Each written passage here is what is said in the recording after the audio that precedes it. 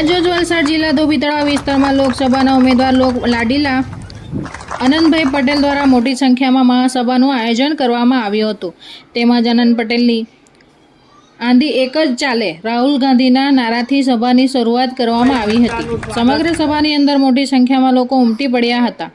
સભામાં મુખ્ય અતિથિ તરીકે આનંદભાઈ પટેલ, ઇમ્તિયાઝભાઈ કાઝી, રાજુભાઈ મરચા, રાજુભાઈ વકીલ, સબીનાબેન સાજિદ શેખ, મૌલાના ખાનપુરી, યુસુફભાઈ જરીવાલા, નરેશભાઈ પરીખ, રમજાનભાઈ, સૈયદ ઇમરાન, બિસ્મિલ્લા શેખ, બિલાલ મસ્જિદના ટ્રસ્ટીઓ તથા સ્થાનિકો ખાસ ઉપસ્થિત રહ્યા હતા। વિસ્તારમાં કયા પ્રકારનો પ્રોગ્રામ રાખવામાં આવ્યો? સમગ્ર દિવસ વલસાડ વિસ્તારમાં હતો ને ઓટલા મીટિંગ અને રાત્રિ સભાઓ રાખવામાં આવી હતી। તેમાં તે મુજબની આ ધોબી તળાવની મીટિંગ હતી અને અહીંના લોકોને મેં વિશ્વાસ અને આશ્વાસન આપ્યું છે કે ગમે તે પરિસ્થિતિ હોય, કોઈ પણ મુશ્કેલી હોય, અન્યાયની સામે ન્યાય મેળવવા માટે અમે લડતા રહીશું અને સમગ્ર અમારી ટીમ બધી જ તમારી સાથે રહેશે। આવનારા ઇલેક્શન 7મી તારીખે છે, ત્યારે 7મી તારીખે જંગી મતદાન કરીને મને વિજય બનાવો અને ઇન્ડિયા ગઠબંધનની સરકાર બનાવવા માટે મેં એમને હાકલ કરી છે। લોકસભા 2024 લઈને કોંગ્રેસ દ્વારા કયા કયા પ્રકારની ગેરંટી આપવામાં આવી હતી? લોકસભા 2024 લઈને ન્યાય સંકલ્પ કરીને મેનિફેસ્ટો બહાર પાડ્યો છે, જેમાં બહેનોને 1 લાખ રૂપિયા આપવાની, એક પરિવારની એક બેનને 1 લાખ રૂપિયા આપશે। યુવાનો જે બેરોજગારી છે, બેરોજગાર ભણેલા ગણેલા યુવાનોને પણ મળશે।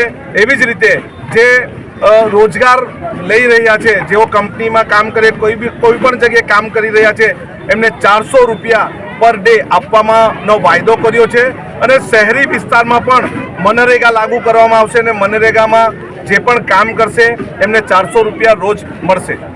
ધોબી તળાવ વિસ્તારના સ્થાનિકો માટે કયા પ્રકારનો સંદેશ આપવા માંગો છો? અહીં વિસ્તારમાં ધોબી તળાવના નહીં પરંતુ આખા વલસાડ નગરપાલિકા વિસ્તારના, શહેરી વિસ્તારના લોકોને આશ્વસ્ત કરવા માંગુ છું કે કંઈ પણ કોઈ ડરાવવાની કોશિશ કરશે, નાના ધંધા રોજગારવાળાને ડરાવવાની કોશિશ કરશે તો આપણે ડરવાનું નથી।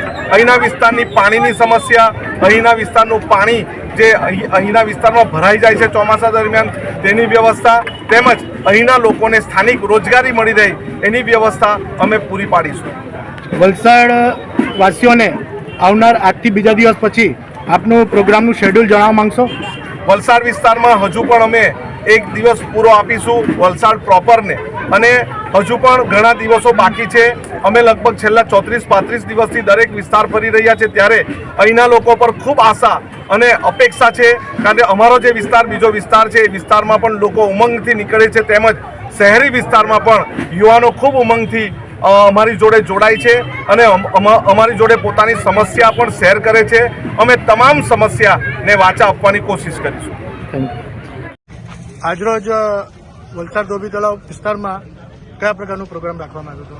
આજે સમગ્ર દિવસ વલસાડ વિસ્તારમાં હતો ને ઓટલા મીટિંગ અને રાત્રિ સભાઓ રાખવામાં આવી હતી। તેમાં તે મુજબની આ ધોબી તળાવની મીટિંગ હતી અને અહીંના લોકોને મેં વિશ્વાસ અને આશ્વાસન આપ્યું છે કે ગમે તે પરિસ્થિતિ હોય, કોઈ પણ મુશ્કેલી હોય, અન્યાયની સામે ન્યાય મેળવવા માટે અમે લડતા રહીશું અને સમગ્ર અમારી ટીમ બધી જ તમારી સાથે રહેશે। આવનારા ઇલેક્શન 7મી તારીખે છે, ત્યારે 7મી તારીખે જંગી મતદાન કરીને મને વિજય બનાવો અને ઇન્ડિયા ગઠબંધનની સરકાર બનાવવા માટે મેં એમને હાકલ કરી છે। લોકસભા 2024 લઈને કોંગ્રેસ દ્વારા કયા કયા પ્રકારની ગેરંટી આપવામાં આવી હતી? લોકસભા 2024 લઈને ન્યાય સંકલ્પ કરીને મેનિફેસ્ટો બહાર પાડ્યો છે, જેમાં બહેનોને 1 લાખ રૂપિયા આપવાની, એક પરિવારની એક બેનને 1 લાખ રૂપિયા આપશે। યુવાનો જે બેરોજગારી છે, બેરોજગાર ભણેલા ગણેલા યુવાનોને પણ મળશે। એવી જ રીતે જે રોજગાર લઈ રહ્યા છે, જેઓ કંપનીમાં કામ કરે, કોઈ પણ જગ્યાએ કામ કરી રહ્યા છે, એમને 400 રૂપિયા પર ડે આપવાનો વાયદો કર્યો છે અને શહેરી વિસ્તારમાં પણ મનરેગા લાગુ કરવામાં આવશે અને મનરેગામાં જે પણ કામ કરશે એમને 400 રૂપિયા રોજ મળશે। ધોબી તળાવ વિસ્તારના સ્થાનિકો માટે કયા પ્રકારનો સંદેશ આપવા માંગો છો? અહીં વિસ્તારમાં ધોબી તળાવના નહીં પરંતુ આખા વલસાડ નગરપાલિકા વિસ્તારના, શહેરી વિસ્તારના લોકોને આશ્વસ્ત કરવા માંગુ છું કે કંઈ પણ કોઈ ડરાવવાની કોશિશ કરશે, નાના ધંધા રોજગારવાળાને ડરાવવાની કોશિશ કરશે તો આપણે ડરવાનું નથી। અહીંના વિસ્તારની પાણીની સમસ્યા, અહીંના વિસ્તારનું પાણી જે અહીંના વિસ્તારમાં ભરાઈ જાય છે ચોમાસા દરમિયાન તેની વ્યવસ્થા તેમજ અહીંના લોકોને સ્થાનિક રોજગારી મળી રહે એની વ્યવસ્થા અમે પૂરી પાડીશું. વલસાડ વાસીઓને આવનાર આજથી બીજા દિવસ પછી આપનું પ્રોગ્રામનું શેડ્યુલ જણાવવા માંગશો? વલસાડ વિસ્તારમાં હજુ પણ અમે એક દિવસ પૂરો આપીશું વલસાડ પ્રોપરને, અને હજુ પણ ઘણા દિવસો બાકી છે. અમે લગભગ છેલ્લા 34-35 દિવસથી દરેક વિસ્તાર ફરી રહ્યા છે, ત્યારે અહીંના લોકો પર ખૂબ આશા અને અપેક્ષા છે, કારણ કે અમારો જે વિસ્તાર બીજો વિસ્તાર છે એ વિસ્તારમાં પણ લોકો ઉમંગથી નીકળે છે, તેમજ શહેરી વિસ્તારમાં પણ યુવાનો ખૂબ ઉમંગથી અમારી જોડે જોડાય છે અને અમારી જોડે પોતાની સમસ્યા પણ શેર કરે છે. અમે તમામ સમસ્યાને વાચા આપવાની કોશિશ કરીશું. Thank you.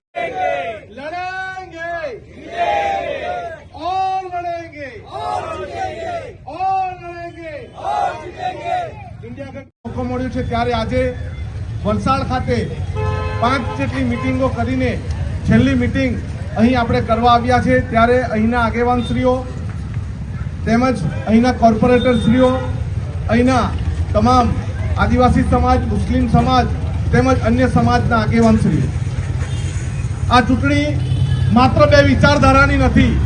આ ચૂંટણી લોકશાહીને બચાવવાની ચૂંટણી છે. આ ચૂંટણી આપણા અધિકારો અને ફરજને બચાવવા માટેની ચૂંટણી છે. આ ચૂંટણી અન્યાયની સામે ન્યાય મેળવવા માટેની ચૂંટણી છે. આ ચૂંટણી ડરની સામે જીત મેળવવા માટેની ચૂંટણી છે. ત્યારે આપણે સૌએ જે અન્યાય સહન કર્યો છે 10 વર્ષથી, જે ન્યાય માટે આપણે નીકળીએ છીએ ત્યારે આપણને પોલીસનો ડર બતાવે છે, અધિકારીઓ આપણને ડરાવે છે. તેવા સમયમાં આપણે સૌએ એક થઈને આ ચૂંટણી લડવાનો સમય ખૂબ પાકી ગયો છે. દરેક વિસ્તારમાં દરેક સમાજના લોકો સાથે અન્યાય થાય છે. આદિવાસી વિસ્તારમાં એમની જળ જંગલ જમીન લૂંટી લેવામાં આવે છે.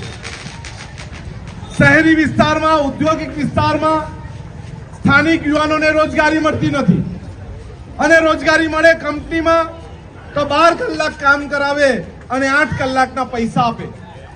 આવા સમયમાં જ્યારે આપણા બાળકોને મફત શિક્ષણ મળવું જોઈએ એવી શાળાઓ જર્જરિત છે, અને જ્યાં શાળાઓ સારી છે